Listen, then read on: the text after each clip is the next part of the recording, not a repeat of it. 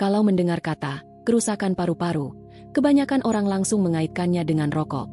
Gak salah, memang, karena rokok adalah salah satu penyebab utama penyakit paru-paru kronis. Tapi, gak semua orang yang punya masalah paru itu perokok. Bahkan data kesehatan terbaru menunjukkan, semakin banyak orang yang mengalami gangguan paru-paru tanpa pernah menyentuh rokok seumur hidup mereka. Lalu muncul pertanyaan besar, kalau bukan karena rokok, lalu karena apa?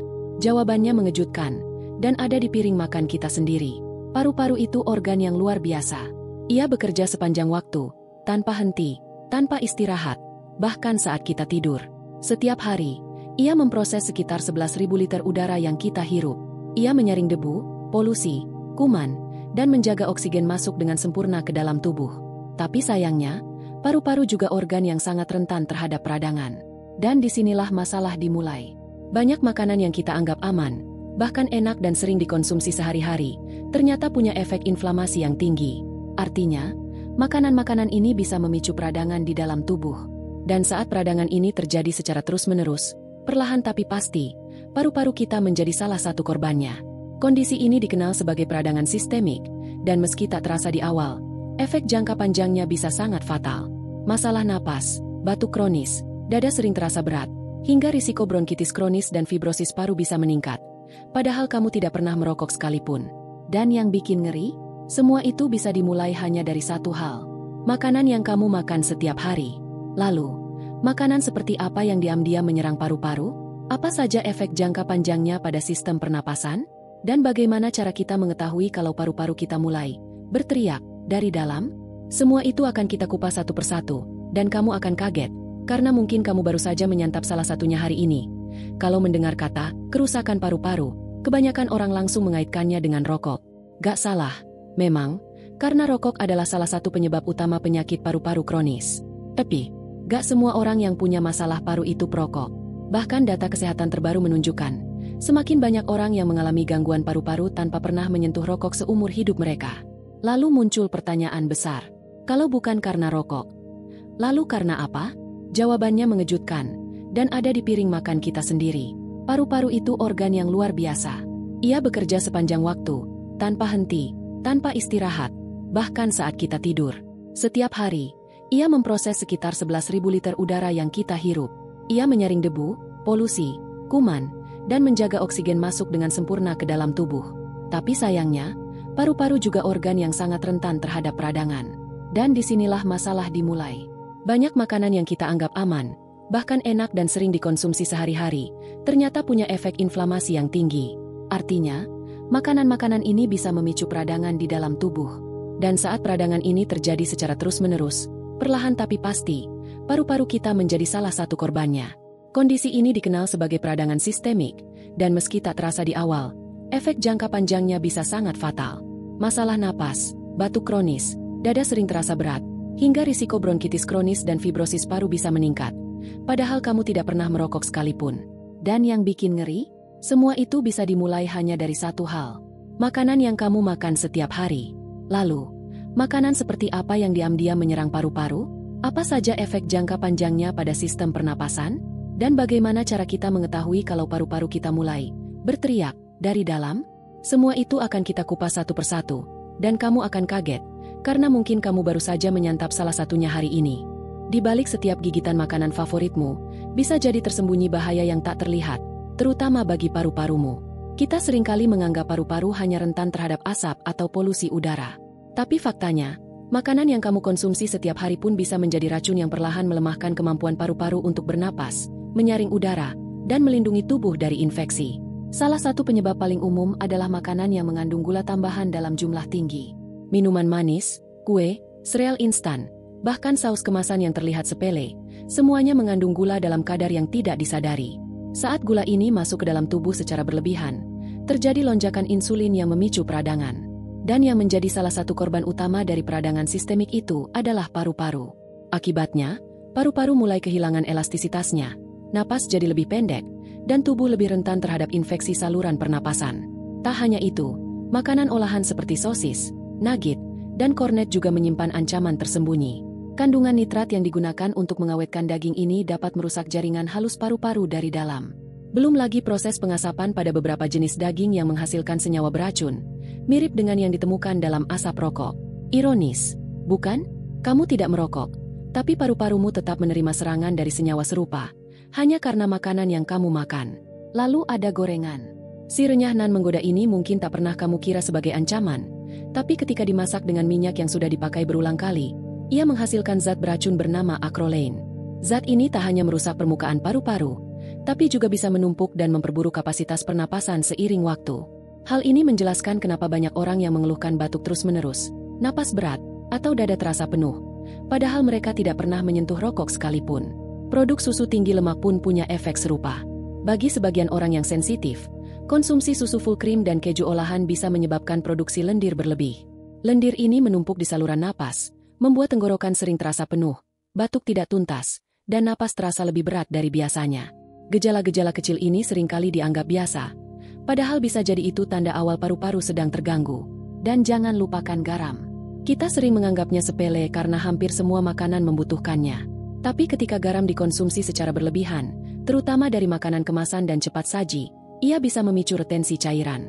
Jika cairan itu sampai menumpuk di sekitar paru-paru, maka kamu bisa mengalami sesak napas, dada terasa nyeri, dan gangguan pernapasan yang tidak kamu sadari berasal dari pola makanmu sendiri. Semua ini mungkin terdengar menakutkan, tapi lebih menakutkan lagi kalau kamu terus mengabaikannya. Karena perlahan tapi pasti, semua makanan itu bekerja seperti racun yang tak terlihat. Bukan dengan rasa sakit yang langsung terasa, tapi dengan kerusakan kecil yang terjadi setiap hari. Lalu, bagaimana cara tahu kalau paru-parumu mulai bermasalah karena makanan? Terkadang tubuh memberi sinyal-sinyal halus, tapi terlalu sering kita mengabaikannya. Kita akan masuk ke situ, mengenali tanda-tanda awalnya, dan kamu akan kaget karena beberapa di antaranya mungkin sudah kamu rasakan sejak lama. Bayangkan organ yang setiap hari menyelamatkan hidupmu, tapi tak pernah kamu beri perhatian. Paru-paru itu bekerja tanpa lelah sejak kamu lahir, tak pernah minta istirahat, tak pernah merengek kalau lelah. Tapi saat dia mulai rusak, karena makanan, karena gaya hidup, karena kebiasaan yang terus diulang, dia tak akan langsung berteriak. Dia akan memberi tanda-tanda kecil, halus, bahkan samar. Dan disinilah banyak orang jatuh ke dalam jebakan. Mereka tidak sadar bahwa tubuhnya sedang bicara. Salah satu tanda paling umum adalah napas pendek. Bukan kehabisan napas karena lari atau olahraga berat, tapi napas pendek yang muncul saat kamu hanya naik tangga, berjalan agak cepat, atau bahkan saat kamu bangun tidur. Dulu mungkin kamu sanggup melakukan itu semua tanpa masalah, tapi sekarang, dadamu cepat sesak, nafasmu terasa dangkal. Dan anehnya, kamu tidak merasa sakit apapun, hanya cepat lelah, cepat ngos-ngosan. Itu bisa jadi bukan sekadar kelelahan, itu bisa jadi suara pertama dari paru-parumu. Lalu ada batuk kecil yang sering datang, tapi tak juga pergi. Batuk ringan, gatal tenggorokan, kadang hanya semacam dehem yang kamu anggap biasa. Tapi itu terjadi hampir setiap hari. Kamu pikir karena debu, karena cuaca, karena kurang minum. Tapi jika kamu mulai memperhatikan, kamu akan sadar, batuk itu muncul tak peduli siang atau malam, panas atau dingin. Dan semakin lama kamu biarkan, semakin keras dia mengetuk. Tanda berikutnya adalah lendir. Tenggorokan yang terasa berlendir sepanjang waktu, atau saat pagi hari kamu merasa harus selalu membersihkan kerongkongan. Ini bukan lendir karena pilek. Ini lendir dari dalam. Diproduksi oleh tubuh sebagai reaksi terhadap inflamasi di saluran pernapasan. Kalau kamu mulai menyadari bahwa setiap pagi kamu seperti harus meludah, atau membersihkan tenggorokan agar bisa bicara dengan jernih, itu mungkin bukan cuma kebiasaan. Itu bisa jadi alarm. Beberapa orang juga mengalami suara napas yang mulai berubah. Muncul bunyi, ngik-ngik, kecil saat menarik napas panjang, atau suara seperti siulan dari dada saat tidur malam. Ini bisa jadi tanda bahwa aliran udara sudah tidak selega dulu. Bahwa ada penyempitan, ada peradangan, ada tekanan dari dalam. Tapi karena tidak nyeri, kita tak menganggapnya serius. Kita pikir, mungkin hanya alergi. Ada pula yang merasa sulit tidur belakangan ini. Bukan karena pikiran, tapi karena posisi tidur yang membuat dada terasa berat. Posisi miring terasa sesak. Tidur telentang membuat nafas seperti tertahan. Dan yang paling menakutkan adalah saat kamu terbangun malam-malam hanya karena tubuhmu memaksa kamu bangun, karena ia butuh oksigen lebih banyak. Dan di antara semua itu, ada satu tanda yang paling sering diabaikan, mudah terserang flu, pilek, atau infeksi saluran pernapasan. Kamu mungkin berpikir sistem imunmu sedang turun, atau kamu hanya sedang sial.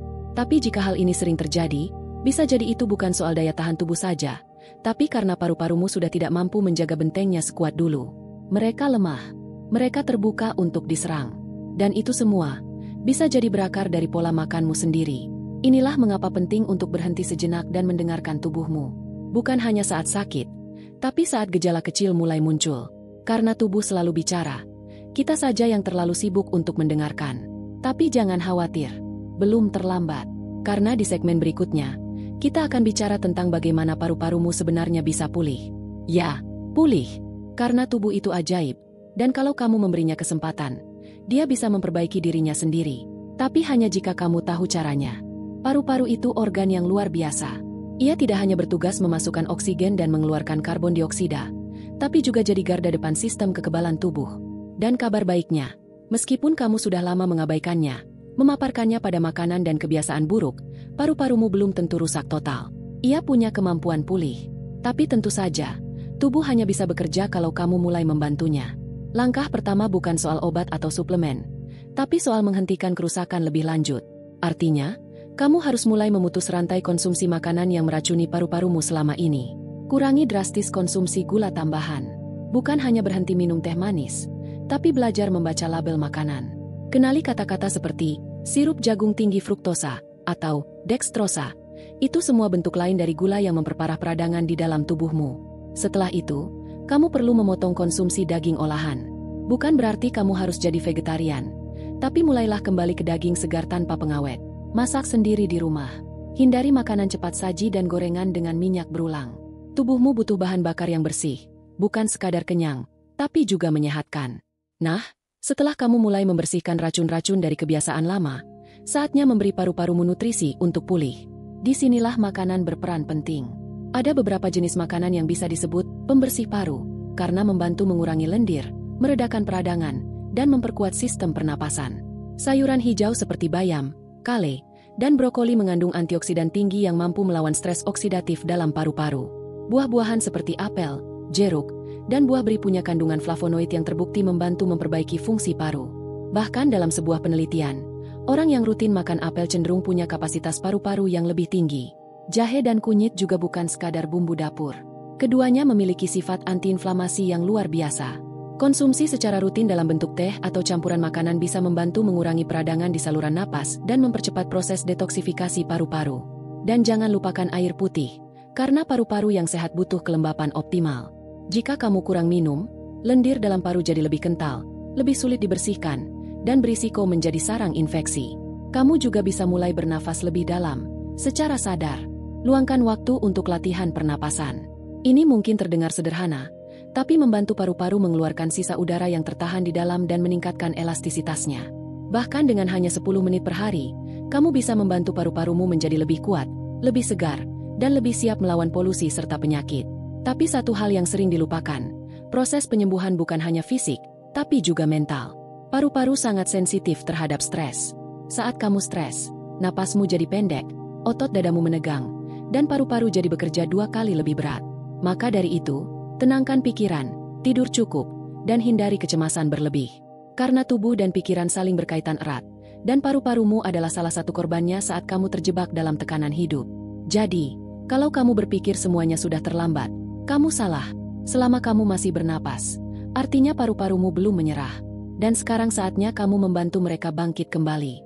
Dan pertanyaannya sekarang, bagaimana cara menjaga paru-paru tetap sehat dalam jangka panjang? Bukan sekadar memperbaiki saat rusak, tapi menjaga agar tidak rusak lagi. Di segmen terakhir, kita akan bahas rahasia pola makan dan gaya hidup yang bisa membuat paru-parumu bertahan kuat hingga usia tua, bahkan saat dunia makin penuh polusi dan racun.